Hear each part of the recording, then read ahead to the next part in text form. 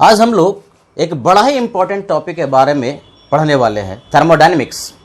एक ऐसा टॉपिक है जो कि फिजिक्स में ही पढ़ना है, एक ऐसा टॉपिक है जो कि केमिस्ट्री में ही पढ़ना है। और क्वेश्चन बहुत पूछता है, चाहे फिजिक्स की बात करो चाहे केमिस्ट्री की बात करो, और बहुत पूछता है। जेईई एडवांस में ही पूछता है, जेईई मेंस में ही पूछता है, और नीट में भी इससे क्वेश्चन बहुत पूछते हैं। अगर फिजिकल केमिस्ट्री से थर्मोडायनेमिक्स बढ़िया से पढ़ लो तो फिजिक्स के भी 100% क्वेश्चन आप कर सकते हैं। तो चलो शुरुआत करते हैं थर्मोडायनेमिक्स के बारे में पढ़ना। ये थर्मोडायनेमिक्स में दो टर्म है, एक है थर्मो और दूसरा है डायनेमिक्स। थर्मो का मतलब होता है हीट और डायनेमिक का मतलब होता है फ्लो। मतलब थर्मोडायनेमिक्स का लिटरल मीनिंग जो शाब्दिक अर्थ जो हुआ वो हुआ फ्लो ऑफ हीट। लेकिन बेसिकली इस थर्मोडायनेमिक्स टॉपिक में हम लोग पढ़ते हैं जितना भी फिजिकल और केमिकल प्रोसेसेस हो रहे होते हैं और उसमें जो एनर्जी का ट्रांसफर होता है उसके बारे में हम लोग पढ़ते हैं। जैसे कोई केमिकल रिएक्शन हुआ और उस केमिकल रिएक्शन में जो हीट का ट्रांसफर हुआ उसके बारे में हम लोग पढ़ेंगे। कोई एक फेज चेंज हुआ और उस फेज चेंज में जो एनर्जी का ट्रांसफर हुआ वो भी पढ़ेंगे। कहाँ पर पढ़ेंगे? थर्मोडायनेमिक्स में।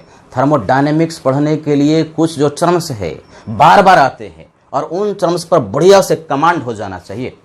तो जो पहला टर्मिनोलॉजी है, जो पहला टर्म है थर्मोडायनेमिक्स में, उसको हम लोग सिस्टम कहते हैं। ये क्या है भाई? तो system is the part of universe which is under observation और अंडर स्टडी। सिस्टम कहता है कि ब्रह्मांड का वह हिस्सा जिसके बारे में हम लोग पढ़ रहे होते हैं, जिसको ऑब्जर्व कर रहे होते हैं, उसको हम लोग सिस्टम कहते हैं। जैसे अगर मैं कह दूं कि इस गिलास में वाटर है और वाटर का टेम्परेचर बढ़ गया, वाटर का टेम्परेचर घट गया, किसकी बात कर रहे हो भाई? वाटर की बात कर रहे हो। किसको ऑब्जर्व कर रहे हो? वाटर को ऑब्जर्व कर रहे हो। तो जो वाटर हुआ ना, ब्रह्मांड का वह हिस्सा हुआ जिसको आप स्टडी कर रहे हैं, ऑब्जर्व कर रहे हैं। तो इस वाटर को हम क्या बोलेंगे? सिस्टम। तो सिस्टम कहता है कि यूनिवर्स का ऐसा पार्ट जिसके बारे में हम लोग पढ़ रहे होते हैं उसको कहते हैं। जैसे कप में टी रखा हुआ है, टी के बारे में स्टडी कर रहे हो तो टी सिस्टम हो गया। सिलेंडर में गैस रखा हुआ है, गैस का एक्सपेंशन हो गया, गैस का कंप्रेशन हो गया, किसके बारे में स्टडी कर रहे हैं? गैस के बारे में कर रहे हैं। तो ये जो गैस हो गया वह सिस्टम हो गया। जिसके बारे में आप स्टडी कर रहे होते हैं उसको हम लोग सिस्टम कहते हैं। और इस सिस्टम के बाहर का पूरा जो एनवायरनमेंट है, जैसे अगर मैं कह दूं कि वाटर के बारे में स्टडी कर रहे थे तो वाटर सिस्टम था, और इसके बाहर का पूरा जो एनवायरनमेंट बच गया, रेस्ट ऑफ द यूनिवर्स, उसको हम लोग सराउंडिंग कहेंगे।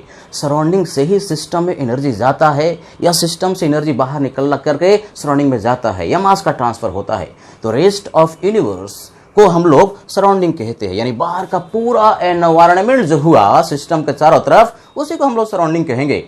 अब देखो भाई, आपने समझ लिया कि अगर मैं वाटर को कह दूं जिसके बारे में स्टडी करे वो सिस्टम है, और बाहर का पूरा जो एनवायरनमेंट है, रेस्ट ऑफ द यूनिवर्स है, उसको हमने सराउंडिंग कह दिया। ये जो बीच की दीवार है, ये जो कांच का बना हुआ है, इसको हम क्या बोलेंगे? बाउंड्री कहेंगे। यानी इंटरफेस जो होता है सिस्टम और सराउंडिंग के बीच में, उसको हम लोग क्या नाम से पुकारते हैं? बाउंड्री के नाम से पुकारते हैं। अब जरा बाउंड्री की बात करें तो बाउंड्री दो तरह का होता है, एक रियल होता है और दूसरा इमेजिनरी होता है। ये रियल और इमेजिनरी क्या, जरा इसी को ऑब्जर्व करो। क्या ये जो बाउंड्री दिख रही है इसको हम टच कर सकते हैं? कर सकते हैं। क्या इसको छू सकते हैं? छू सकते हैं। तो जिस बाउंड्री को हम टच कर सकते हैं, महसूस कर सकते हैं, टेंजिबल है, उसको हम लोग रियल बाउंड्री कहते हैं, जो दिखती है। लेकिन ऊपर में भी बाउंड्री है, इस वाटर के ऊपर में भी बाउंड्री है जो कि नहीं दिख रही। ऐसे बाउंड्री को हम इमेजिनरी बाउंड्री कहते हैं। इस बाउंड्री के थ्रू भी एनर्जी और मास का ट्रांसफर हो सकता है। तो दो तरह का बाउंड्री होता है भाई, एक रियल जिसको छू सकते हैं, देख सकते हैं, और एक इमेजिनरी जिसको छू और देख नहीं सकते, फिर भी वहां से भी एनर्जी और मास का ट्रांसफर पॉसिबल है। तो क्या हुआ? देखो अब जरा ध्यान से देखो। वाटर जिसको हमने सिस्टम कहा, बाहर का पूरा एनवायरनमेंट जिसको हमने सराउंडिंग कहा, और बीच का जो इंटरफेस है जिसको हमने बाउंड्री कहा, तीनों को अगर हमने मिला दिया, सिस्टम, सराउंडिंग एंड बाउंड्री, तो यूनिवर्स का निर्माण होता है, ब्रह्मांड हमारा बन जाता है। चलो फिर से बाउंड्री की ओर लौटते हैं। बाउंड्री जो है ना वो चार तरह का और भी होता है। पहला बाउंड्री है रिजिड। रिजिड रिजिड का मतलब क्या? सख्त। एक ऐसा बाउंड्री जिसके कि सिस्टम में वॉल्यूम चेंज नहीं होता। जैसा अगर मैं कह दूं कि स्टील का कंटेनर है और क्लोज्ड है, क्लोज्ड स्टील कंटेनर है, तो क्लोज्ड स्टील कंटेनर का वॉल्यूम चेंज नहीं होगा। शुरुआत का वॉल्यूम और फाइनल वॉल्यूम दोनों ही सेम होगा, तो ऐसे केस में डेल्टा वी का वैल्यू क्या हो जाएगा, 0। तो ऐसे बाउंड्री को हम लोग कहते हैं रिजिड बाउंड्री। एक ऐसा बाउंड्री भी होता है जिसका कि वॉल्यूम चेंज हो सकता है। वॉल्यूम चेंज हो सकता है, इसका मतलब वॉल्यूम कांस्टेंट नहीं है। क्या बोलेंगे उसको, non rigid boundary. Non rigid example जैसे अगर मैं कह दूं कि एक सिलेंडर है और उसमें गैस रखा हुआ है और उसमें मूवेबल पिस्टन है, तो ये जो पिस्टन है ऊपर भी जा सकता है और नीचे भी जा सकता है।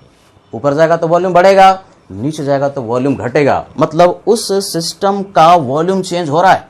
तो ऐसे बाउंड्री को हम लोग कहते हैं नॉन रिजिड या फ्लेक्सिबल बाउंड्री। एक और बाउंड्री होता है एडियाबैटिक। यह एक ऐसा बाउंड्री है जिसमें कि हीट का ट्रांसफर नहीं होता। एक ऐसा बाउंड्री है जिसमें कि हीट का ट्रांसफर नहीं होता।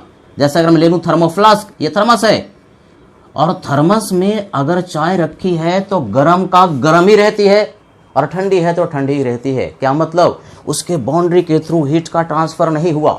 एक ऐसा बाउंड्री जिसके थ्रू हीट का ट्रांसफर नहीं होता उसको हम लोग एडियाबैटिक कहते हैं। और इस एडियाबैटिक को एक और नाम से पुकारते हैं इंसुलेटेड। इंसुलेटेड कहो, एडियाबैटिक कहो, दोनों बात सेम है। जस्ट इसका उल्टा डाईथर्मल। डाईथर्मल में हीट का ट्रांसफर पॉसिबल है, यानी कि अगर एक बाउंड्री ऐसा है जिसके के थ्रू हीट का ट्रांसफर हो रहा है तो ऐसे बाउंड्री को हम लोग कहते हैं डाईथर्मल। क्या सीखा हम लोगों ने, सीखा कि जिसके बारे में पढ़ते हैं वो सिस्टम होता है, बाहर का एनवायरनमेंट पूरा जो होता है सराउंडिंग होता है, बीच का जो इंटरफेस होता है उसको हम लोग बाउंड्री के नाम से पुकारते हैं, और तीनों को मिला दो तो यूनिवर्स बनता है। ये बाउंड्री दो तरह का होता है, रियल और इमेजिनरी। जिसको देख सकते हो, छू सकते हो, रियल है। जिसको देख नहीं सकते, छू नहीं सकते, उसको हम इमेजिनरी बाउंड्री कहते हैं। बाउंड्री का और 4 प्रकार है भाई। क्या क्या है भाई, तो रिजिड जिसका वॉल्यूम चेंज नहीं होता, नॉन रिजिड जिसका वॉल्यूम चेंज होता है, एडियाबैटिक में हीट का ट्रांसफर नहीं होता, और डाईथर्मल में हीट का ट्रांसफर पॉसिबल है। अब हम लोग सिस्टम की बात करते हैं। सिस्टम 3 तरह का होता है, एक ओपन, दूसरा क्लोज्ड और तीसरा आइसोलेटेड सिस्टम होता है। ये सिस्टम मतलब मैंने बताया था क्या होता है भाई, जिसके बारे में हम लोग पढ़ रहे हो तो उसको हम लोग सिस्टम कहते हैं। तो पहला जो सिस्टम है वो ओपन सिस्टम है। ये ओपन सिस्टम क्या होता है, जरा उसकी हम लोग बात करते हैं। ओपन सिस्टम में एनर्जी और मास दोनों का ट्रांसफर होता है। एक ऐसा सिस्टम है जिसमें कि सिस्टम और सराउंडिंग के बीच में एनर्जी का भी ट्रांसफर हो रहा है और मास का भी ट्रांसफर हो रहा है। जैसे अगर हमने एक ग्लास में रखा हुआ है वाटर और ऊपर से खुला हुआ है, तो कुछ जो है वाटर वेपोराइज भी कर सकता है, बाहर जा सकता है, तो मास का ट्रांसफर हो गया। और इसका टेम्परेचर घट भी सकता है और बढ़ भी सकता है, तो हीट का भी ट्रांसफर हो गया, मतलब एनर्जी का भी ट्रांसफर हो गया। तो कह सकते हैं कि अगर वाटर ओपन बॉटल में रखा हुआ है तो ये एक ऐसा सिस्टम है जो कि ओपन है, इसमें एनर्जी और मास दोनों का ट्रांसफर हो सकता है। एक सिलेंडर में गैस रखा हुआ है और वो सिलेंडर ओपन है, तो गैस कुछ भाग भी सकता है, कुछ गैस आ भी सकता है, तो मास का ट्रांसफर हो सकता है। और उस गैस का टेम्परेचर चेंज हो सकता है, बढ़ भी सकता है, घट भी सकता है, तो इसका मतलब है कि हीट का ट्रांसफर भी उसमें हो सकता है। तो गैस यदि ओपन सिलेंडर में रखा हुआ है तो एक एग्जाम्पल हो गया किसका, ओपन सिस्टम का। कोई एक केमिकल रिएक्शन है, कभी कभी क्वेश्चन केमिकल रिएक्शन के करस्पॉन्डिंग देता है, और कोई एक केमिकल रिएक्शन हो रहा है ओपन कंटेनर में और कोई एक गैस बना, तो जो गैस बनेगा क्या करेगा, भाग जाएगा, एस्केप कर जाएगा, तो मास का ट्रांसफर हुआ। और जैसे कैल्शियम कार्बोनेट एक एग्जाम्पल लिया, इसमें हीट देना पड़ रहा है, एनर्जी का ट्रांसफर हो रहा है, तो इसमें एनर्जी का भी ट्रांसफर हो रहा है, और चूंकि मास भाग जा रहा है, एस्केप कर जा रहा है, तो मास का भी ट्रांसफर हो रहा है। तो इस तरह का रिएक्शन जिसमें कि गैस बनता है और भाग जाता है और हीट का भी ट्रांसफर हो रहा हो, तो उसको हम कहेंगे ओपन सिस्टम। ह्यूमन बॉडी को अगर ऑब्जर्व किया जाए सुबह से शाम तक, तो कंटिन्यूसली उसमें मास का भी ट्रांसफर हो रहा है और हीट का भी ट्रांसफर हो रहा है। बॉडी का टेम्परेचर बढ़ गया, घट गया, कभी वाटर पी लिए तो बॉडी का मास बढ़ गया, यानी कंटिन्यूसली ह्यूमन बॉडी का मास का भी ट्रांसफर हो रहा है और हीट का भी ट्रांसफर हो रहा है, एनर्जी का भी ट्रांसफर हो रहा है। तो human body is also an example of open system. दूसरे सिस्टम की बात करते हैं, क्लोज्ड सिस्टम। ये क्लोज सिस्टम क्या है भाई, तो ऐसा समझो, ये जो हमने वाटर सिस्टम लिया हुआ है और इसको ऊपर से बंद कर दिया, अब ये मास जो है ना, वाटर जो है इवोपरेट तो करेगा लेकिन बाहर नहीं भाग पाएगा। मास जो है बाहर अब नहीं जा रहा, यानी मास का ट्रांसफर सिस्टम से सराउंडिंग में नहीं हो रहा, लेकिन अभी भी इस वाटर का टेम्परेचर बढ़ सकता है और घट सकता है, यानी हीट का ट्रांसफर अभी भी हो सकता है, एनर्जी का ट्रांसफर अभी भी हो सकता है। तो मतलब यह एक ऐसा सिस्टम हुआ जिसमें कि एनर्जी का ट्रांसफर तो हो रहा है लेकिन मास का ट्रांसफर नहीं हो रहा। तो ऐसे सिस्टम को हम लोग एक नाम से पुकारते हैं क्लोज्ड सिस्टम। और भी कुछ एग्जांपल लिया, जैसे इलेक्ट्रिक मोटर। इलेक्ट्रिक मोटर में ये जो फैन चल रहा है उसमें सिर्फ एनर्जी का ट्रांसफर हो रहा है, इसमें मास का ट्रांसफर नहीं हो रहा। यह गैस है और क्लोज्ड वेसल में रखा हुआ है तो इसमें ही मास का ट्रांसफर नहीं होगा, लेकिन गैस का टेम्परेचर बढ़ सकता है और घट सकता है। तो क्लोज्ड वेसल, क्लोज्ड कंटेनर में रखा हुआ जो गैस हुआ ना, एक एग्जांपल हो गया क्लोज्ड सिस्टम का। And the last one is isolated system. ये क्या है? एक ऐसा सिस्टम है जिसमें ना तो एनर्जी का ट्रांसफर होता है और ना ही मास का ट्रांसफर होता है। सिस्टम और सराउंडिंग के बीच में ना तो एनर्जी का ट्रांसफर होगा और ना ही मास का ट्रांसफर होगा। तो ऐसे सिस्टम को हम लोग आइसोलेटेड सिस्टम कहते हैं। जैसे थर्मस ले लो और उस थर्मस में चाय ले लो भाई और उसको बंद कर दो, तो वो जो चाय है जितने टेम्परेचर पे रखा वो उतने ही टेम्परेचर पे रहता है। गर्म है तो गर्म, ठंडा है तो ठंडा। तो ये एक ऐसा सिस्टम हो गया जिसमें ना तो एनर्जी का ट्रांसफर हो रहा है ना तो मास का ट्रांसफर हो रहा है। तो ऐसे सिस्टम को हम कहते हैं आइसोलेटेड सिस्टम। लेकिन ये जो चाय रखी हुई थर्मस में ना, वो परफेक्टली आइसोलेटेड नहीं है। कुछ देर के बाद तो चाय ठंडी हो जाती है भाई, मतलब स्लोली ही, धीरे धीरे ही उसमें हीट का ट्रांसफर हो रहा था। तो 100% परफेक्टली आइसोलेटेड सिस्टम का एग्जांपल नहीं है। लेकिन एक ऐसा सिस्टम है जिसको अगर हम माने, universe is considered a perfectly isolated system. Considered माना जाता है, universe is considered a perfectly isolated system. तो क्या सीखा? 3 तरह का सिस्टम। ओपन में एनर्जी और मास दोनों का ट्रांसफर होगा, क्लोज्ड में सिर्फ एनर्जी का ट्रांसफर होगा, मास का ट्रांसफर नहीं होगा, और आइसोलेटेड में ना तो एनर्जी का ट्रांसफर होगा और ना ही मास का सिस्टम की अब कुछ मेजरेबल प्रॉपर्टीज की बात करते हैं। कोई एक सिस्टम है तो उससे बहुत सारी मेजरेबल प्रॉपर्टीज होती है, temperature, pressure, mass and many more. तो सिस्टम की जो मेजरेबल प्रॉपर्टीज होती है उसको 2 पार्ट में हम लोग डिवाइड करते हैं। एक को कहते हैं इंटेंसिव प्रॉपर्टी और दूसरे को कहते हैं एक्सटेंसिव प्रॉपर्टी। इससे क्वेश्चन बहुत पूछता है, बोलेगा कि भाई इनमें से कौन सा इंटेंसिव प्रॉपर्टी का एग्जांपल है या एक्सटेंसिव प्रॉपर्टी का एग्जांपल है। तो बढ़िया से इस पर कमांड आना चाहिए और बड़ा आसान चीज होता है। जैसे सपोज करो कि ये कमरा है और उसमें आइडियल गैस सिस्टम है और इसका टेम्परेचर 30 डिग्री सेल्सियस है। इसको 2 पार्ट में इक्वली डिवाइड कर दो। डिवाइड करने पर भी दाएं साइड और बाएं साइड का टेम्परेचर अभी भी 30 डिग्री सेल्सियस ही रहेगा। इसका मतलब सिस्टम को 2 पार्ट में हमने डिवाइड किया, टेम्परेचर का वैल्यू चेंज नहीं किया। तुम 10 पार्ट में भी इस कमरे को डिवाइड कर दो तो भी टेम्परेचर 10 डिग्री सेल्सियस है तो 10 डिग्री रहेगा, 30 डिग्री सेल्सियस है तो 30 डिग्री ही सेल्सियस रहेगा, यानी टेम्परेचर चेंज नहीं करेगा। जैसे वाटर है और इस वाटर का डेंसिटी तुमको पता है कि 1 ग्राम पर ml होता है भाई।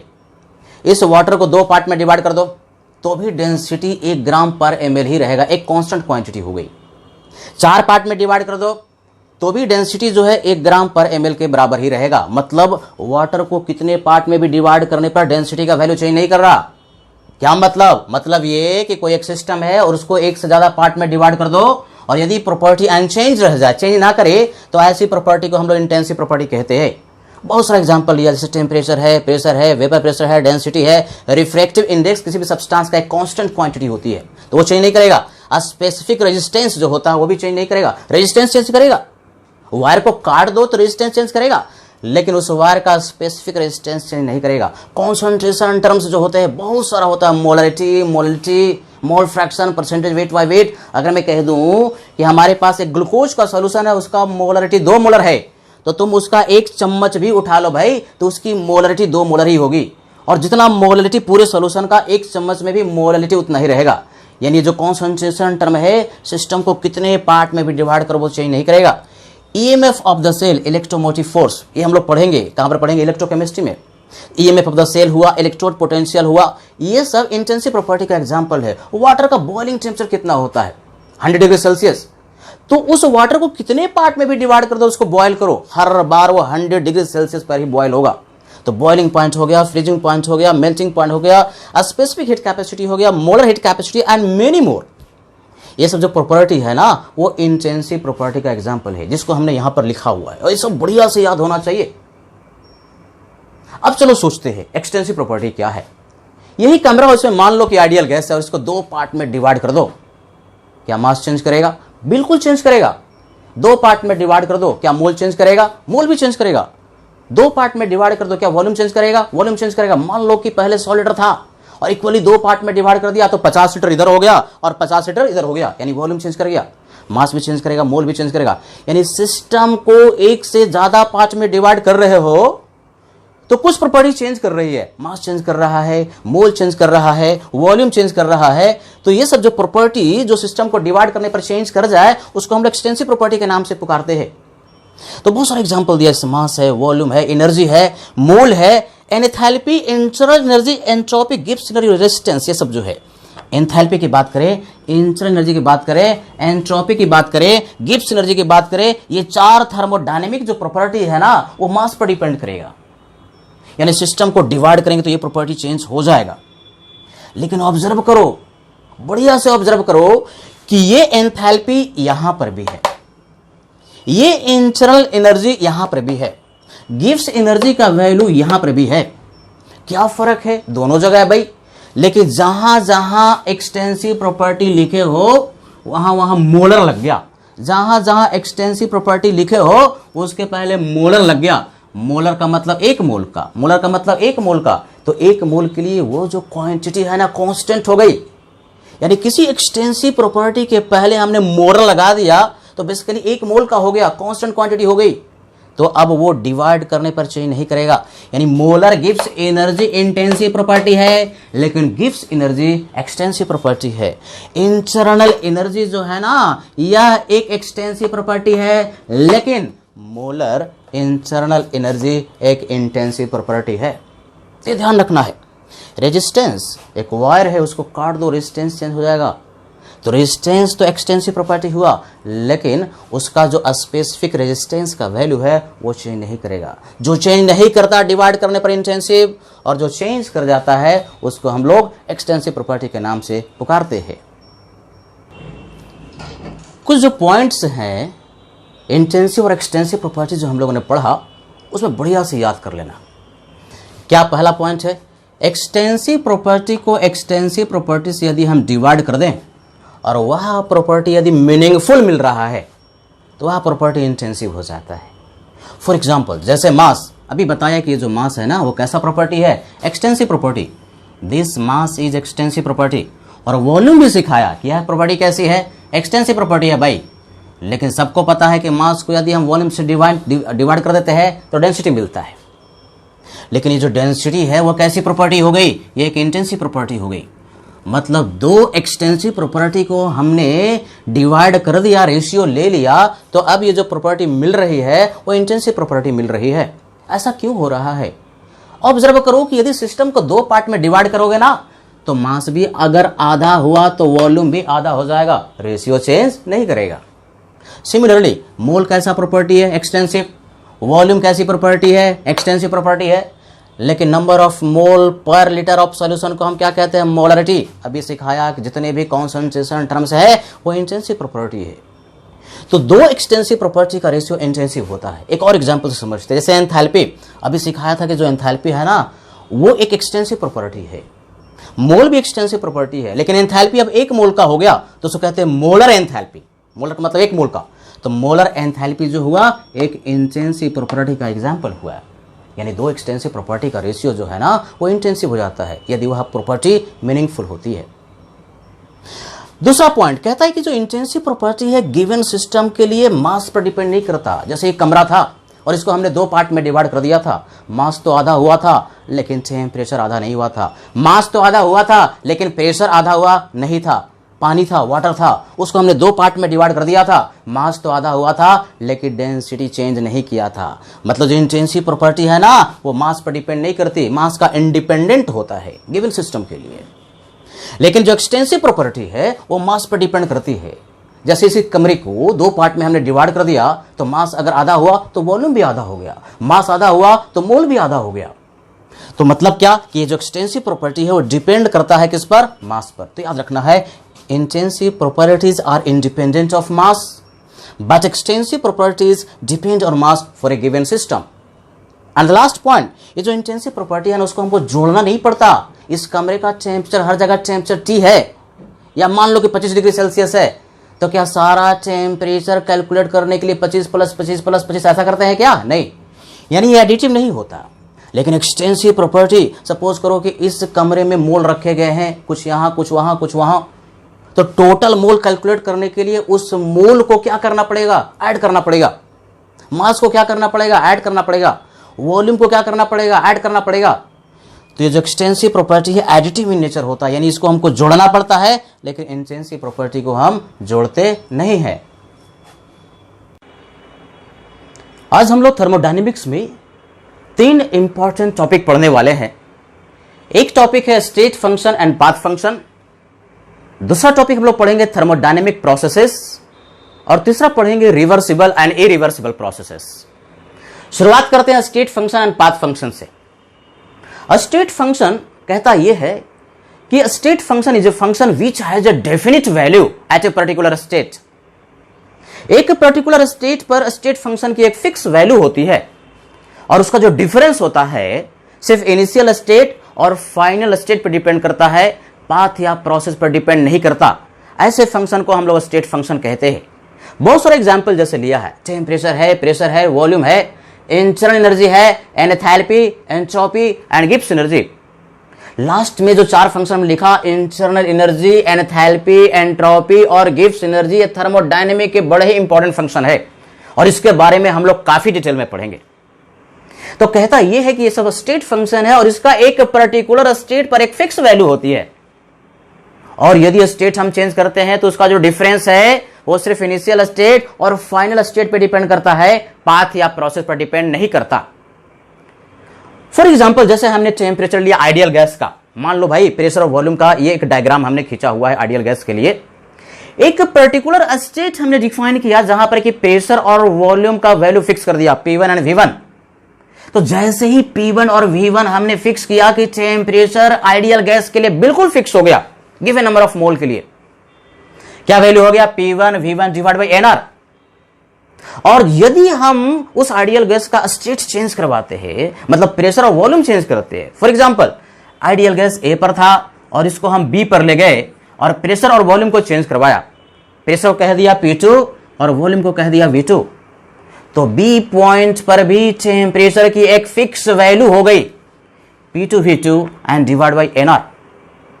तो कहता है कि स्टेट फंक्शन ये टेम्परेचर है, इसकी एक पर्टिकुलर स्टेट पर फिक्स वैल्यू है, A पर फिक्स वैल्यू और B पर भी फिक्स वैल्यू है, और इसका जो डिफरेंस होगा that is delta T, final temperature minus initial temperature का जो वैल्यू होगा वो सिर्फ इनिशियल स्टेट और फाइनल स्टेट पर डिपेंड करेगा, पाथ या प्रोसेस पर डिपेंड नहीं करेगा। मतलब डेल्टा T का जो वैल्यू होगा P2 V2 minus P1 V1 divide by NR होगा। किस पाथ से A से B तक जा रहे हो, बहुत सारे प्रोसेसेस हो सकते हैं। पाथ का मतलब क्या भाई, प्रोसेसेस। A से B तक जाने का ये भी प्रोसेस हो सकता है, A से B तक जाने का ये भी प्रोसेस था, और A से B तक जाने का ये भी प्रोसेस हो सकता है। इनफाइनाइट प्रोसेसेस से हम लोग B तक पहुंच सकते हैं, लेकिन डेल्टा T का जो वैल्यू होगा वो independent of process and independent of path होगा। तो ऐसे फंक्शन को हम लोग स्टेट फंक्शन कहते हैं। फॉर एग्जाम्पल, जैसे इंटरनल एनर्जी लिया, तो मान लो कि यहां पर कोई एक सिस्टम है और इंटरनल एनर्जी का वैल्यू E1 है, और सिस्टम यहां तक पहुंचा जहां की इंटरनल एनर्जी का वैल्यू E2 है, तो स्टेट A पर इसकी फिक्स वैल्यू है, स्टेट B पर भी इसकी एक फिक्स वैल्यू है, और A से B तक अगर गए तो चेंज इन इंटरनल एनर्जी जो होगा डेल्टा U सिर्फ इनिशियल स्टेट और फाइनल स्टेट पर डिपेंड करेगा, पाथ या प्रोसेस पर डिपेंड नहीं करेगा। A से B गए और फिर B से A तक लौट आए, तो डेल्टा U का वैल्यू क्या होगा, 0, क्योंकि उसके स्टेट में कोई चेंजिंग नहीं हुआ। और चूंकि इंटरनल एनर्जी स्टेट फंक्शन है और एक साइक्लिक प्रोसेस में घूम करके वहीं पर पहुंच गए, तो उसके फंक्शन में कोई चेंजिंग नहीं होगा, डेल्टा U का वैल्यू 0 होगा। तो ये था state function. Path function, path function कहता है कि इसका जो वैल्यू होता है वो पाथ या प्रोसेस पर डिपेंड करता है कि किस प्रोसेस से, किस पाथ से एक स्टेट से दूसरे स्टेट में गए हो। अलग अलग पाथ के लिए, अलग अलग प्रोसेसेस के लिए इस पाथ फंक्शन का वैल्यू अलग अलग होगा। जैसे एग्जांपल हमने लिखा है work, heat and heat capacity. जैसे सपोज करो आइडियल गैस है, मोस्ट ऑफ द टाइम जो सिस्टम होता है आइडियल गैस से लिया जाता है। प्रेशर और वॉल्यूम का डायग्राम हमने खींचा हुआ है, और पीवी का डायग्राम हो और ग्राफ दिया हुआ हो आइडियल गैस के लिए, तो उसके नीचे का जो एरिया होता है वो वर्क डन के मैग्नीट्यूड के बराबर होता है। तो सपोज करो कि सिस्टम ए पोजीशन पर था और सिस्टम को बी पोजीशन पर ले जाया गया और वर्क डन हमको कैलकुलेट करना है। तो ए बी के नीचे का एरिया जो होगा पहले केस में ये वाला एरिया होगा, लेकिन अगर हमने प्रोसेस को चेंज कर दिया, ए से बी तक इस प्रोसेस से गए, तो इसके नीचे का एरिया जो होगा वो ज्यादा होगा। और अगर तीसरे प्रोसेस नीचे वाले से गए तो उसके नीचे का एरिया उससे भी कम होगा। मतलब अलग अलग प्रोसेस के लिए वर्क डन का वैल्यू अलग अलग है। तो ऐसे फंक्शन को जो कि डिपेंड करता है जिसका वैल्यू प्रोसेस पर या पाथ फंक्शन से पुकारते हैं। जैसे हीट कैपेसिटी, देखें कि अलग अलग प्रोसेसेस के लिए हीट कैपेसिटी का वैल्यू अलग अलग होता है। कांस्टेंट प्रेशर पर अलग, कांस्टेंट वॉल्यूम पर अलग, आइसोथर्मल के लिए अलग, एडियाबैटिक के लिए अलग। तो अलग अलग प्रोसेस के लिए हीट कैपेसिटी का वैल्यू अलग अलग होता है। अलग अलग प्रोसेस के लिए हीट का जो रिक्वायरमेंट होता है, हीट जो ट्रांसफर होता है वो अलग अलग होता है। तो प्रोसेस पर डिपेंड करने वाले फंक्शन को हम लोग पाथ फंक्शन के नाम से पुकारते हैं। अब हम लोग थर्मोडायनेमिक प्रोसेसेस के बारे में पढ़ते हैं। बहुत सारे थर्मोडायनेमिक प्रोसेसेस होते हैं और उसके बारे में जानकारी हो तभी क्वेश्चन सॉल्व होता है। तो शुरुआत करते हैं। पहला जो थर्मोडायनेमिक प्रोसेस है उसको हम लोग कहते हैं आइसोथर्मल। आइसो का मतलब क्या? Same, equal. और थर्मल का मतलब क्या? टेम्परेचर। तो जहां पर टेम्परेचर सेम होता है ऐसे प्रोसेस को हम लोग आइसोथर्मल प्रोसेस कहते हैं। टेम्परेचर कांस्टेंट है, इनिशियल टेम्परेचर फाइनल टेम्परेचर के बराबर होगा, तो डेल्टा टी का वैल्यू 0 होगा भाई। मोस्ट ऑफ द टाइम जो क्वेश्चन आता है और जो सिस्टम लिया जाता है वो आइडियल गैस है। तो पीवी इक्वल टू एनआरटी से जरा सोचो, पीवी इक्वल टू एनआरटी से यदि क्लोज्ड सिस्टम है और नंबर ऑफ मोल दिया हुआ है, टेम्परेचर कांस्टेंट है, तो एनआरटी का वैल्यू कांस्टेंट हो गया। तो प्रेशर जो होगा इनवर्सली प्रोपोर्शनल टू वॉल्यूम, यानी कांस्टेंट टेम्परेचर पर प्रेशर जो होता है इनवर्सली प्रोपोर्शनल टू वॉल्यूम होता है। क्या मतलब? प्रेशर और वॉल्यूम का जो मल्टीप्लिकेशन होगा कांस्टेंट होगा। तो जैसे ही देखा कि आइसोथर्मल प्रोसेस है, तुरंत दिमाग में फॉर्मूला आ जाना चाहिए कि P1 V1 और P2 V2 का जो वैल्यू होगा वो सेम होगा, बराबर होगा। अब जरा ग्राफ की बात करते हैं। ग्राफ को देख करके भी पहचानने आना चाहिए कि कौन सा प्रोसेस कैसा है। पीवी का डायग्राम अगर रेक्टेंगुलर हाइपरबोला है और दो पोजीशन तुम्हारे पास इस तरह से दिया है, P1 V1 और P2 V2, दो पोजीशन दे दिया और इस तरह से रेक्टेंगुलर हाइपरबोला का ग्राफ दिया हुआ है और P1 V1 और P2 V2 का वैल्यू बराबर हो गया, तो इसका मतलब यह है कि वह जो प्रोसेस होगा वो आइसोथर्मल होगा। लेकिन प्रेशर और 1/V का ग्राफ को जरा ऑब्जर्व करो। अगर P को यदि हम Y कह दे और 1/V को यदि X कह दे, जो X एक्सिस पे रखे उसको X कह दो और जो Y एक्सिस पे रखे उसको Y कहो, तो Y equal to KX, Y equal to MX, a straight line passing through origin. यानी प्रेशर और 1/V का graph straight line passing through origin है, तो समझ लेना कि वह कांस्टेंट टेम्परेचर पर होने वाला प्रोसेस है, आइसोथर्मल प्रोसेस है। This process and this graph is very very important, तो इसको ध्यान में रखना है। देखो भाई क्या कांस्टेंट है टेम्परेचर, कहां पे रखे हो? Y एक्सिस पर। और यदि Y का मान कांस्टेंट होता है तो लाइन होता है हॉरिजॉन्टल, तो टेम्परेचर कांस्टेंट है तो लाइन होगा हॉरिजॉन्टल। क्या कांस्टेंट है? टेम्परेचर। कहां रखे हो? X एक्सिस पर, तो X का मान कांस्टेंट होता है तो लाइन होता है वर्टिकल।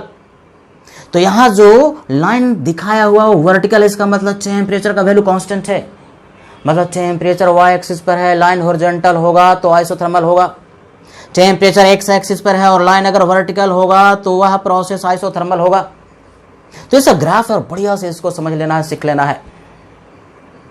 बहुत सारे जो नेचर में प्रोसेसेस होते हैं वो आइसोथर्मल का एग्जांपल है। जैसे ऑपरेशन हो रहा, कंडेंसेशन हो रहा। रिवर्सिबल का मतलब slow process, extremely slow process, जो कि हम लोग आगे वाला वीडियो में पढ़ेंगे। तो ऐसा फेज चेंज का प्रोसेस जो कि एक्सट्रीमली स्लो है वो कांस्टेंट टेम्परेचर पर होता है। तो कांस्टेंट टेम्परेचर पर फेज चेंज का प्रोसेस एग्जांपल है आइसोथर्मल प्रोसेस का। तो एक प्रोसेस हम लोगों ने पढ़ा आइसोथर्मल प्रोसेस। दूसरा जो इंपॉर्टेंट प्रोसेस है वो आइसोकोरिक प्रोसेस है। आइसो का मतलब सेम और कोरिक का मतलब वॉल्यूम, यानी जहां पर वॉल्यूम सेम रह जाए, वॉल्यूम चेंज ना करे, वॉल्यूम कांस्टेंट रहे, V1 इक्वल टू V2 मतलब डेल्टा V का वैल्यू 0 हो, तो ऐसे प्रोसेस को हम लोग आइसोकोरिक प्रोसेस कहते हैं। जैसे रिजिड कंटेनर है, यानी कंटेनर का वॉल्यूम चेंज कर नहीं रहा, तो उसमें जो भी प्रोसेस होगा उसको हम लोग आइसोकोरिक प्रोसेस कहेंगे। मोस्ट ऑफ टाइम जो क्वेश्चन आता है और जो सिस्टम लिया जाता है वो आइडियल गैस होता है, तो आइडियल गैस के लिए फिर से यहां से एनालाइज करो, रटने की जरूरत नहीं है। पीवी इक्वल टू एनआरटी तो सबको पता होता है, और पीवी इक्वल टू एनआरटी में मोल कांस्टेंट है। कभी भी हम लोग प्रोसेस की बात करें तो क्लोज्ड सिस्टम है, मास चेंज नहीं कर रहा, उसका नंबर ऑफ मोल चेंज नहीं कर रहा, तो नंबर ऑफ मोल कांस्टेंट है, वॉल्यूम कांस्टेंट है, तो ऑब्जर्व करो pressure will be directly proportional to temperature and this temperature must always be in Kelvin. यानी आइडियल गैस के लिए कांस्टेंट वॉल्यूम पर pressure directly proportional to temperature. तो pressure यदि y एक्सिस पर दिया, टेम्परेचर केल्विन में x एक्सिस पर दिया हुआ है, ध्यान रहे केल्विन में, तो कैसा ग्राफ होगा? y equal to mx straight line passing through origin. Pressure और टेम्परेचर का ग्राफ ऑरिजिन से पास करता हुआ स्ट्रेट लाइन है, तो समझ लेना कि वह जो प्रोसेस हो रहा है वो आइसोकोरिक प्रोसेस है। आइडियल गैस के लिए P अपॉन T का वैल्यू कांस्टेंट हो गया। क्या अर्थ हुआ इसका? Initial value of P upon T equal to final value of P upon T, P1 upon T1 equal to P2 upon T2, लेकिन temperature must always be in Kelvin. अगर question में degree Celsius में temperature mention है तो पहले उसको change करोगे kelvin में, डिग्री सेल्सियस को 273 ऐड कर देते हैं तो केल्विन में कन्वर्ट हो जाता है, तो T1 और T2 का वैल्यू जो आप पुट करेंगे वो केल्विन में, और फिर इस फॉर्मूले को अप्लाई करोगे। आइसोकोरिक प्रोसेस में क्या कांस्टेंट है? वॉल्यूम कांस्टेंट है। तो वॉल्यूम आपने यहां पर किस एक्सिस पर रखा? y एक्सिस पर रखा तो लाइन होगा हॉरिजॉन्टल, y का मान कांस्टेंट। यहां पर किस एक्सिस पर रखा? x एक्सिस पर रखा तो x का मान कांस्टेंट, लाइन होगा वर्टिकल। यानी कि वॉल्यूम y एक्सिस पर हो, लाइन हॉरिजॉन्टल हो, तो आइसोकोरिक प्रोसेस है। वॉल्यूम अगर x एक्सिस पर हो, लाइन अगर वर्टिकल हो, तो उसको हम आइसोकोरिक प्रोसेस कहेंगे। तो रिजिड कंटेनर में, यानी जिसका वॉल्यूम चेंज नहीं होता, ऐसा कंटेनर में होने वाला प्रोसेस कैसा होगा भाई? आइसोकोरिक। अगला जो प्रोसेस है आइसोबारिक। आइसो का मतलब क्या अभी बताया था सेम, और बार यूनिट है किसका? प्रेशर का। तो ऐसा प्रोसेस जिसमें कि प्रेशर कांस्टेंट हो उसको हम लोग आइसोबारिक प्रोसेस के नाम से पुकारेंगे। Pressure constant, initial pressure final pressure के बराबर, तो change in pressure 0। Most of the question जो पूछेगा वो आइडियल गैस से, सिस्टम आइडियल गैस लेते हैं, तो ऐसे केस में फिर से एनालाइज करो, रटने की जरूरत नहीं है। पीवी इक्वल टू एनआरटी, और पीवी इक्वल टू एनआरटी अगर हम रखते हैं, नंबर ऑफ मोल कांस्टेंट है, क्लोज सिस्टम है, तो ऐसे केस में इस बार क्या कांस्टेंट है? प्रेशर। और प्रेशर यदि कांस्टेंट है, नंबर ऑफ मोल कांस्टेंट है, आर तो कांस्टेंट होता ही होता है, तो ऑब्जर्व करो ऐसे केस में volume directly proportional to temperature and temperature must always be in Kelvin. तो भाई बताओ, हमारे पास एक फॉर्मूला आ गया ना, V equal to KT ideal gas के लिए। तो वॉल्यूम और टेम्परेचर के बीच में यदि ग्राफ दिया हुआ है तो straight line passing through origin होगा आइसोबारिक प्रोसेस के लिए। यानी वॉल्यूम और टेम्परेचर केल्विन में ग्राफ ऐसा कुछ दे दिया। सपोज करो ये जो ग्राफ है यहीं तक दिया, और इसको हम यदि एक्सचेंज करें और ये ऑरिजिन से पास कर जाए, तो इसका मतलब यह जो प्रोसेस हुआ वो आइसोबारिक प्रोसेस हुआ। क्या कांस्टेंट है? प्रेशर। प्रेशर किस एक्सिस पर पुट किए हो? y एक्सिस पर, y का मान कांस्टेंट, इसका मतलब हॉरिजॉन्टल लाइन होगा। यहां पर प्रेशर x एक्सिस पर आपने पुट किया हुआ है और x का मान कांस्टेंट होता है, तो लाइन वर्टिकल होता है। यानी क्वेश्चन में कहीं पे ग्राफिकल क्वेश्चन है और प्रेशर y एक्सिस पर है और हॉरिजॉन्टल लाइन है, तो आइसोबारिक प्रोसेस होगा। और प्रेशर कांस्टेंट है और वर्टिकल लाइन है, तो उसको मतलब है कि वह आइसोबारिक प्रोसेस है। अगला जो प्रोसेस है उसको हम कहते हैं एडियाबैटिक प्रोसेस। ये एक ऐसा प्रोसेस है जिसमें कि सिस्टम और सराउंडिंग के बीच में हीट का ट्रांसफर नहीं होता। सिस्टम है, सराउंडिंग है, और दोनों के बीच में यदि हीट का ट्रांसफर नहीं हो रहा तो ऐसे प्रोसेस को हम लोग कहते हैं एडियाबैटिक प्रोसेस। जहां Q का वैल्यू 0 लिखा, Q का मतलब क्या? हीट का ट्रांसफर 0, यानी नहीं हो रहा। उसके आगे वाला जो प्रोसेस है पॉलीट्रोपिक प्रोसेस, यह एक ऐसा प्रोसेस है जिसमें कि प्रेशर का पावर 1 और वॉल्यूम का पावर x और दोनों का मल्टीप्लिकेशन कांस्टेंट हो, तो ऐसे प्रोसेस को हम लोग पॉलीट्रोपिक प्रोसेस के नाम से पुकारते हैं। ये जो एडियाबैटिक प्रोसेस है और पॉलीट्रोपिक प्रोसेस है, इनको हम लोग डिटेल में आगे में पढ़ेंगे, काफी डिटेल में पढ़ेंगे।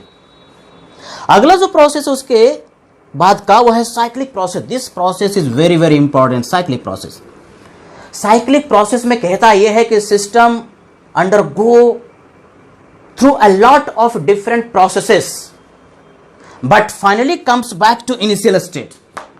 सिस्टम एक से ज्यादा प्रोसेस होकर के गुजरा, लेकिन फाइनली जहां था वहीं पर पहुंच गया, इनिशियल स्टेट पर ही लौट आया। तो ऐसे प्रोसेस को हम लोग साइक्लिक प्रोसेस के नाम से पुकारते हैं। फॉर एग्जाम्पल, जैसे देखो, प्रेशर और वॉल्यूम का हमने ग्राफ बनाया हुआ है और सिस्टम ए पर था, इनिशियल स्टेट है, ए से बी गया, बी से सी गया, सी से डी गया, लेकिन फाइनली ए पोजीशन पर ही, ए स्टेट, इनिशियल स्टेट पर ही लौट आया। तो ऐसे प्रोसेस को हम लोग साइक्लिक प्रोसेस के नाम से पुकारते हैं। अगर क्वेश्चन में साइक्लिक प्रोसेस दिया है और उसमें एक से ज्यादा प्रोसेसेस यदि हैं, तो उनको आइडेंटिफाई यदि आपने कर लिया तभी क्वेश्चन हो सकता है, जिसको कि हम लोग यहां पर पर्टिकुलर प्रोसेस को आइडेंटिफाई करने का प्रयास करते हैं। यह एक साइक्लिक प्रोसेस है। सिस्टम ए से बी गया, बी से सी गया, सी से डी गया और फाइनली फिर ए पर लौट आया। यानी इस साइक्लिक प्रोसेस में टोटल कितने प्रोसेस है बोलो? 4 प्रोसेस। ए बी है, बी सी है, सी डी है और डी है।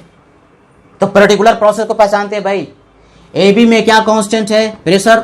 प्रेशर यदि कांस्टेंट हो तो आइसोबारिक प्रोसेस। तो ए बी आइसोबारिक प्रोसेस है, लेकिन ए से बी जाने में वॉल्यूम घट गया कि बढ़ गया? वॉल्यूम बढ़ गया। जब वॉल्यूम बढ़ता है तो कहते हैं एक्सपेंशन, और जब वॉल्यूम घटता है तो कहते हैं कॉम्प्रेशन। तो यह जो प्रोसेस है आइसोबारिक के साथ साथ कह सकते हैं एक्सपेंशन का प्रोसेस है। आइसोबारिक एक्सपेंशन प्रोसेस हुआ। बीसी प्रोसेस को ऑब्जर्व करो कि बी से सी आने में क्या कांस्टेंट है? वर्टिकल लाइन है, एक्स एक्सिस पर वॉल्यूम पुट किए हो तो एक्स का मान कांस्टेंट का मतलब वॉल्यूम का मान कांस्टेंट, और वॉल्यूम का मान यदि कांस्टेंट हो तो आइसोकोरिक प्रोसेस होता है। तो बीसी आइसोकोरिक प्रोसेस हो गया। अब अगला प्रोसेस की बात करते हैं सीडी। सीडी में फिर से y का मान कांस्टेंट हो गया और y एक्सिस पर प्रेशर यानी प्रेशर का वैल्यू कांस्टेंट हो गया, आइसोबारिक। तो सीडी इज आइसोबारिक प्रोसेस। लेकिन सी से डी में ऑब्जर्व करो कि वॉल्यूम क्या हो रहा है? घट रहा है। सी पर वॉल्यूम ज्यादा था, डी पर वॉल्यूम कम हो गया। तो जब सिस्टम का वॉल्यूम घटता है तो उसको हम लोग कॉम्प्रेशन कहते हैं। तो आइसोबारिक के साथ साथ सीडी जो प्रोसेस है वो आइसोबारिक कॉम्प्रेशन का प्रोसेस हुआ। And again the last process D से ए में ऑब्जर्व करो कि किसका मान कांस्टेंट है? एक्स का मान कांस्टेंट है। एक्स एक्सिस पर है कौन? वॉल्यूम। और वॉल्यूम यदि कांस्टेंट होता है तो ऐसे प्रोसेस को हम लोग कहते हैं आइसोकोरिक प्रोसेस। इस प्रोसेस को देखो, फिर से एक साइक्लिक प्रोसेस है और इसमें इंडिविजुअल प्रोसेस को पहचानने का प्रयास करते हैं। वाई एक्सिस पर प्रेशर और इस बार एक्स एक्सिस पर टेम्परेचर है। ए बी में क्या कांस्टेंट है भाई? प्रेशर कांस्टेंट है। तो कैसा प्रोसेस हो गया? आइसोबारिक। आइसोबारिक है और ए से बी जाने में टेम्परेचर का वैल्यू बढ़ रहा है। टेम्परेचर का वैल्यू बढ़ेगा तो पीवी इक्वल टू एनआरटी से वॉल्यूम का वैल्यू भी बढ़ेगा। तो आइसोबारिक प्रोसेस में टेम्परेचर बढ़ रहा है तो वॉल्यूम भी बढ़ेगा। तो बताओ ये कॉम्प्रेशन हुआ कि एक्सपेंशन? एक्सपेंशन। टेम्परेचर यदि बढ़ा तो वॉल्यूम भी बढ़ेगा। तो ए बी प्रोसेस आइसोबारिक के साथ साथ एक्सपेंशन का प्रोसेस है। बीसी में देखो कि बीसी में किसका मान कांस्टेंट है? एक्स का मान। एक्स एक्सिस पर है कौन? टेम्परेचर। तो यदि टेम्परेचर कांस्टेंट रहता है तो ऐसे प्रोसेस को हम लोग क्या कहते हैं? आइसोथर्मल। तो यह एक आइसोथर्मल प्रोसेस है। BC is an isothermal process. CD में एक बार फिर से प्रेशर का वैल्यू कांस्टेंट है तो फिर से यह एक प्रोसेस आइसोबारिक प्रोसेस हुआ। और सी से डी में ऑब्जर्व करो कि टेम्परेचर का वैल्यू घट रहा है। टेम्परेचर यदि घटेगा तो वॉल्यूम भी घटेगा, और यदि वॉल्यूम घटेगा तो ऐसे प्रोसेस को कहते हैं कॉम्प्रेशन। इसका मतलब यह जो प्रोसेस सीडी का जो है आइसोबारिक के साथ साथ कॉम्प्रेशन का प्रोसेस है, यानी आइसोबारिक कॉम्प्रेशन है। लास्ट प्रोसेस बड़ा इंटरेस्टिंग है, हमने अभी सिखाया था। ऑब्जर्व करो कि यह एक ग्राफ है, यह एक प्रोसेस है जो कि प्रेशर और टेम्परेचर, ध्यान रहे टेम्परेचर का ग्राफ जो है वो केल्विन में। तो टेम्परेचर और प्रेशर का जो ग्राफ है straight line passing through origin है, कहां पर होता है? कांस्टेंट वॉल्यूम पर। यानी इस प्रोसेस के लिए वॉल्यूम कांस्टेंट है, और यदि कांस्टेंट वॉल्यूम होता है तो ऐसे प्रोसेस को हम लोग कहते हैं आइसोकोरिक प्रोसेस। तो लास्ट प्रोसेस जो है डीए, यह एक आइसोकोरिक प्रोसेस हुआ।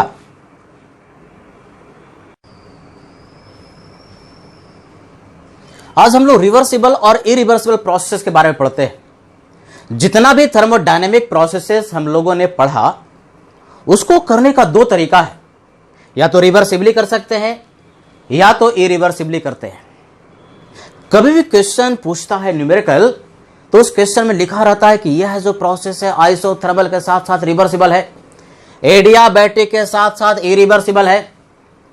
तो मतलब जिस प्रोसेस की बात करेगा उसके पहले रिवर्सिबल या इरिवर्सिबल लगा देता है। तो रिवर्सिबल और इरिवर्सिबल का कॉन्सेप्ट क्रिस्टल क्लियर होना चाहिए। कैसे प्रोसेस होता है भाई, बड़ा इंटरेस्टिंग है। रिवर्सिबल प्रोसेस एक आइडियलाइज्ड प्रोसेस है जो कि एक्सट्रीमली स्लो होता है। इतना स्लो होता है कि जिसको कंप्लीट होने में इनफाइनाइट टाइम लग जाए, मतलब रियल टाइम में कंप्लीट ही नहीं होता। तो ऐसे प्रोसेस को हम लोग रिवर्सिबल प्रोसेस कहते हैं। इरिवर्सिबल प्रोसेस कहता है कि एक्चुअल प्रोसेसेस जो दुनिया में हो रहे हैं, जो नेचर में हो रहा है और वो कंप्लीट हो रहा है, तो जितने भी प्रोसेस कंप्लीट होने वाले होते हैं रिलेटिवली फास्ट हैं, उसको हम लोग इरिवर्सिबल प्रोसेस कहते हैं। The process which completes in finite time, definite time में कंप्लीट हो जाता है, उसको हम लोग इरिवर्सिबल प्रोसेस कहते हैं। जैसे अगर पानी हिल से गिर रहा है तो कुछ देर में गिर जाएगा भाई, कंप्लीट हो जाएगा प्रोसेस, इरिवर्सिबल। मार्कर यदि हम गिरा दें तो 1 सेकंड या 2 सेकंड में मार्कर गिर जाएगा, गिरने का प्रोसेस जो मार्कर वो कंप्लीट हो जाएगा एक डेफिनिट टाइम में। तो कैसा प्रोसेस हुआ, इरिवर्सिबल। लेकिन रिवर्सिबल इनफाइनाइट टाइम में कंप्लीट होता है, इतना स्लो होता है जिसको कंप्लीट होने में इनफाइनाइट टाइम लग जाता है। तो एक ऐसा प्रोसेस जो लगभग हो ही नहीं रहा, हमेशा ही इक्विलिब्रियम में होगा यार। तो reversible process virtually always in equilibrium, but irreversible process कहता है कि वो हमेशा इक्विलिब्रियम में नहीं रहता। जैसे इस मार्कर को मैं पकड़े हूं तो यहां पर इक्विलिब्रियम में है, जैसे ही छोड़ा कि बीच में यह इक्विलिब्रियम, जब तक प्रोसेस चलता रहा उस समय इक्विलिब्रियम में नहीं था, और फाइनली जब नीचे चला जाएगा तो इक्विलिब्रियम में होगा। मतलब ड्यूरिंग द प्रोसेस इरिवर्सिबल में जो सिस्टम है वो इक्विलिब्रियम में नहीं था। तो जरा सोचो, जैसे यहां पर हम बात करते हैं एक रिवर्सिबल प्रोसेस का एग्जांपल समझते हैं, जैसा कि रियल एग्जांपल क्वेश्चन में पूछेगा। एक सिस्टम लिया, एक कंटेनर लिया और उसमें आइडियल गैस मान लो, और उसका इंटरनल जो प्रेशर है वो 5 एटमॉस्फेयर के बराबर है। गैस का प्रेशर 5 एटमॉस्फेयर के बराबर है, और इसमें एक फ्रिक्शनलेस एंड मासलेस पिस्टन रखा हुआ है और एक ब्रिक रख दिया इसके ऊपर से। और ये जो ब्रिक प्रेशर अप्लाई कर रहा है, जिसको कि हम एक्सटर्नल प्रेशर कहेंगे, वो है 4.9999999 ऐसा एटमॉस्फेयर, यानी अप्रॉक्सीमेटली 5 एटमॉस्फेयर के बराबर है। लेकिन 5 एटमॉस्फेयर से थोड़ा सा कम है भाई,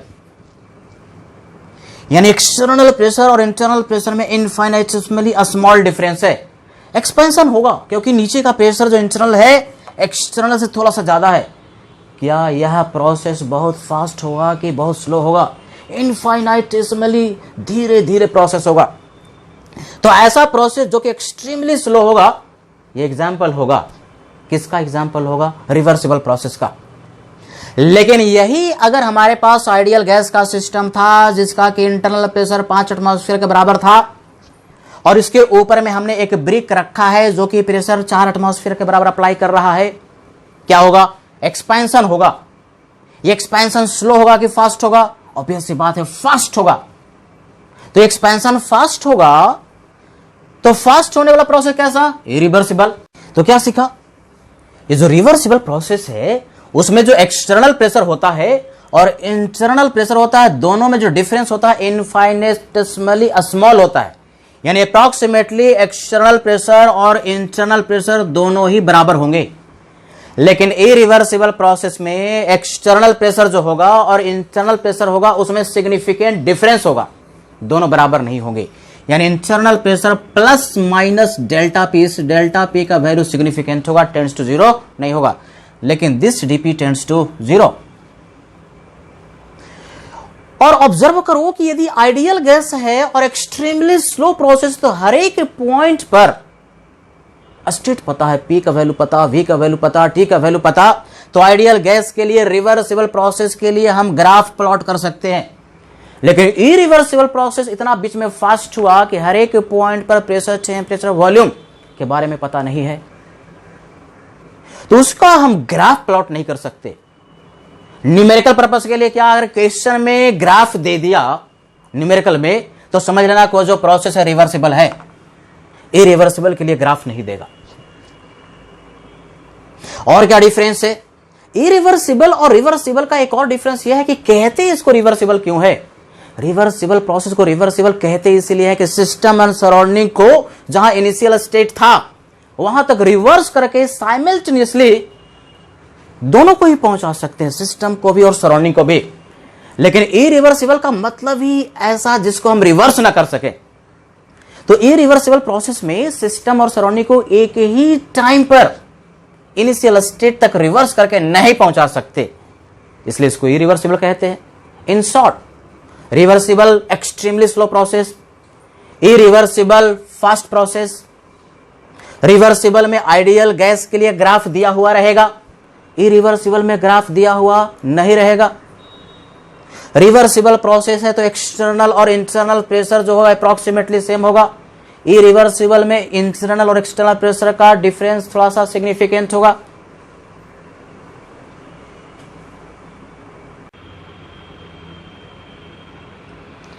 अब हम लोग यहां पर इंटर कन्वर्जन ऑफ ग्राफ के बारे में पढ़ते हैं कि एक अगर साइक्लिक प्रोसेस दिया हुआ है पीवी डायग्राम में, तो उसको पीटी में कैसे चेंज करें, वीटी में कैसे चेंज करें, तो इसी को inter conversion of the graph कहते हैं।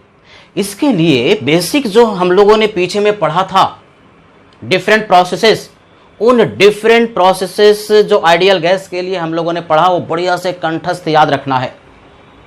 ये जो इंटर कन्वर्जन कर रहे हैं किसके लिए कर रहे हैं, आइडियल गैस के लिए। जो सिस्टम हमारे पास है वो आइडियल गैस है, तो सिस्टम है आइडियल गैस के लिए और उसी के लिए हम लोग ये पढ़ रहे हैं। तो चलो शुरू करते हैं। प्रेशर और वॉल्यूम का एक साइक्लिक प्रोसेस दिया है A B C D A, इसमें 4 प्रोसेस है। पहला प्रोसेस को ऑब्जर्व करो, ए बी। ये कैसा प्रोसेस है, इसमें क्या कांस्टेंट है। ए बी प्रोसेस में प्रेशर कांस्टेंट है और जो हमको कन्वर्ट करके लाना उसमें भी वाई एक्सिस पर क्या है, प्रेशर, और प्रेशर का वैल्यू कांस्टेंट है तो ए यहां पर पुट कर दो। और चूंकि प्रेशर कांस्टेंट है तो लाइन होगा हॉरिजॉन्टल, या तो दाएं जाएगा या तो बाएं जाएगा, लेकिन हॉरिजॉन्टल होगा। अब हमको सोचना है कि ये जो ए बी आपने हॉरिजॉन्टल लाइन खींचा ए से बी जाने के लिए, दाएं जाए कि बाएं जाए। आइडियल गैस सिस्टम है तो रफ में पीवी इक्वल टू एनआरटी लिख दो, पीवी इक्वल टू एनआरटी। और पीवी इक्वल टू एनआरटी यदि आपने इसमें लिखा हुआ है तो ऑब्जर्व करो कि क्या कांस्टेंट कर दिया, प्रेशर। तो प्रेशर का वैल्यू कांस्टेंट है और ए से बी जाने में वॉल्यूम बढ़ रहा है, तो जब वॉल्यूम बढ़ेगा तो टेम्परेचर भी बढ़ेगा। तो टेम्परेचर को बढ़ाने के लिए ए से बी जाना है तो किधर जाएंगे, दाएं जाएंगे कि बाएं जाएंगे। ऑब्वियस सी बात है कि टेम्परेचर दाएं साइड में बढ़ रहा है तो ए से बी जाने के लिए हमको दाएं जाना पड़ेगा। तो एक पॉइंट ए ये ले लिया और हॉरिजॉन्टल लाइन खींचा और कहीं पर हमने पॉइंट बी को यहां पर ऐसे रख दिया, एक प्रोसेस हो गया। दूसरे प्रोसेस की बात करो बीसी, इसमें क्या कांस्टेंट है, एक्स का मान कांस्टेंट है, वॉल्यूम कांस्टेंट है। तो कांस्टेंट वॉल्यूम पर प्रेशर और टेम्परेचर केल्विन में ग्राफ सिखाया था कि straight line passing through origin. तो एक स्ट्रेट लाइन ओरिजिन से मिलाते हुए बी तक हमने ऐसा कुछ खींच दिया, यानी बी से सी जो प्रोसेस होगा, जो सी पॉइंट होगा इसी लाइन पर होगा, या तो ऊपर होगा या तो नीचे होगा। कहां होगा भाई, ऊपर होगा कि नीचे होगा। तो बी से सी में ऑब्जर्व करो कि प्रेशर का वैल्यू बढ़ रहा है कि घट रहा है। प्रेशर का वैल्यू घट रहा है तो प्रेशर को घटाने के लिए ऊपर थोड़ी जाएंगे, नीचे जाएंगे ना, प्रेशर तो नीचे में घट रहा है। तो बी से सी एक पॉइंट इसी डॉटेड लाइन पर ले लिया, यहां पर सी नीचे। तो दो हमारे पास प्रोसेस हो गए, एक तो ए बी हो गया और दूसरा बी सी हो गया। तीसरे प्रोसेस की बात करते हैं और तीसरा प्रोसेस है सीडी। सीडी में ऑब्जर्व करो कि सीडी में क्या कांस्टेंट है, फिर से प्रेशर का मान कांस्टेंट है। और यदि प्रेशर का वैल्यू कांस्टेंट है, मान कांस्टेंट है और प्रेशर वाई एक्सिस पर यहां पर भी है, तो वाई का मान कांस्टेंट का मतलब हॉरिजॉन्टल लाइन। तो हॉरिजॉन्टल लाइन या तो दाएं जाएंगे या तो बाएं जाएंगे। तो कॉमन सेंस कहता है कि साइक्लिक प्रोसेस को पूरा करने के लिए बाएं जाना पड़ेगा। दूसरे तरीके से भी सोच सकते हैं कि सी से डी जा रहे हो तो सी से डी में वॉल्यूम घट रहा है, वॉल्यूम यदि घटेगा तो टेम्परेचर भी घटेगा। तो टेम्परेचर को घटाने के लिए किधर जाए, बाएं जाए कि दाएं जाए। ऑब्वियस सी बात है बाएं जाना पड़ेगा। तो सी से डी के लिए हमने यहां पर एक डी पॉइंट रख दिया, लेफ्ट हैंड साइड में। तो 3 प्रोसेस हो गया, ए बी हो गया, बी सी हो गया, सी डी हो गया। लास्ट प्रोसेस की बात करते हैं, डीए। क्या कांस्टेंट है? डीए वर्टिकल लाइन है, यानी वॉल्यूम का मान कांस्टेंट है। और वॉल्यूम का यदि मान कांस्टेंट है तो ऐसे केस में वॉल्यूम यदि कांस्टेंट होता है और प्रेशर और टेंपरेचर का ग्राफ है, क्या सिखाया था? कांस्टेंट वॉल्यूम पर प्रेशर और टेंपरेचर केल्विन में ग्राफ जो होता है, और straight line passing through origin. तो ओरिजिन से पास करता हुआ इस तरह से एक स्ट्रेट लाइन हमने खींच दिया और सी से डी पॉइंट को इस तरह से मिला दिया और डी से ए को मिला दिया। तो हमारे पास A B, B C, C D और डी ए साइक्लिक प्रोसेस पूरा बन करके तैयार हो गया।